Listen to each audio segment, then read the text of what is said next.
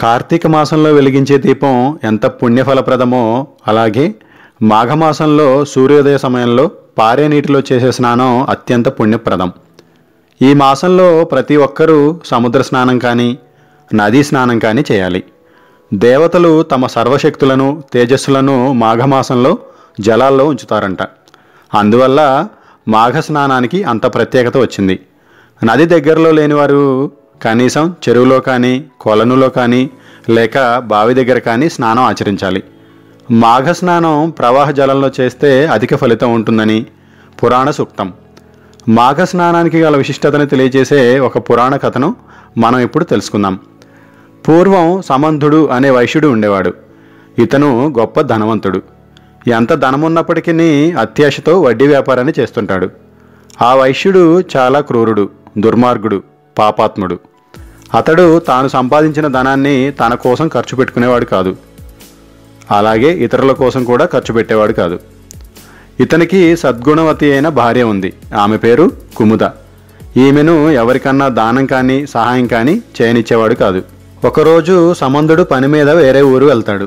అదే సమయంలో ఒక ముని వాళ్ళ ఇంటికి వచ్చి కుముదతో, అమ్మ, బయట వాన కురుస్తుంది మరియు చాలా చలిగా ఉంది. ఈ ఒక్క రాత్రికి మీ ఇంట్లో ఉండటానికి అనుమతిని అడిగాను. దానికి ఆమె ఎంతో సంతోషించి వెంటనే ఇంట్లో ఒక పక్క శుభ్రం చేసి అతను పడుకోవడానికి అన్ని ఏర్పాట్లు చేసి ఇచ్చింది. భర్త గనక ఉంటే ఇట్లా సజ్జనులకు సహాయం చేయడానికి అనుమతిని ఇచ్చేవాడు కాదు. అందుకనే ఆమె వచ్చిన ఈ అవకాశాన్ని వదులుకోకుండా ఆవు పాలు కాచి అతనికిచ్చి అతనికి ఆకలి తీర్చింది. సకల సపర్యాలు చేసింది. తరువాత ఆమె వెళ్ళి విశ్రమించింది. అప్పుడు ఆ మునీశ్వరుడు శ్రీమన్నారాయణ కీర్తనం మొదలుపెట్టాడు. అది విన్న కుముద ముని దగ్గరికి వచ్చి, స్వామి, ఎక్కడి నుంచి వస్తున్నారు, ఎక్కడికి వెళుతున్నారు అని అడిగింది. ఆయన, నేను మాఘమాసంలో తీర్థయాత్రలు చేయాలనే సంకల్పంతో బయలుదేరాను అని ఈ మాఘమాస స్నానం గురించి, స్నాన ఫలితం గురించి వివరంగా చెప్పాడు.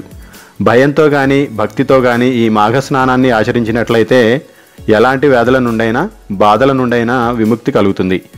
ఆ పుణ్యఫలాల విశేషం కారణంగా ఉన్నతమైన జీవితం లభిస్తుంది. మరణం అనంతరం కోరుకునే శాశ్వత స్వర్గలోక ప్రాప్తి కలుగుతుంది అని చెప్పాను.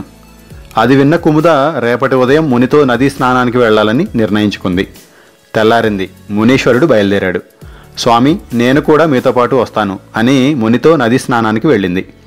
దురదృష్టవశాత్తు ఆ వైశ్యుడు ఆ రోజు ఇంటికి వస్తాడు. తన భార్య నదీ స్నానానికి వెళ్ళింది అని తెలుసుకొని ఒక పెద్ద కర్ర తీసుకొని కుముదను ఇంటికి తీసుకురావడానికి వెళ్తాడు. నదిలో ప్రవేశించి భార్యను చితకబాదాడు. భర్తతో పెనుగులాడుతూ కూడా నదీ స్నానాన్ని ఆచరించింది కుముద. కుముదతో పాటు ఆ వైశ్యుడు కూడా నదీ స్నానాన్ని ఆచరించాడు. అంత్యకాలంలో వారిద్దరూ మరణించారు. వైశ్యుడిని తీసుకువెళ్ళడానికి యమభటులు వచ్చారు. కుముదను తీసుకువెళ్ళడానికి విష్ణు భక్తులు వచ్చారు.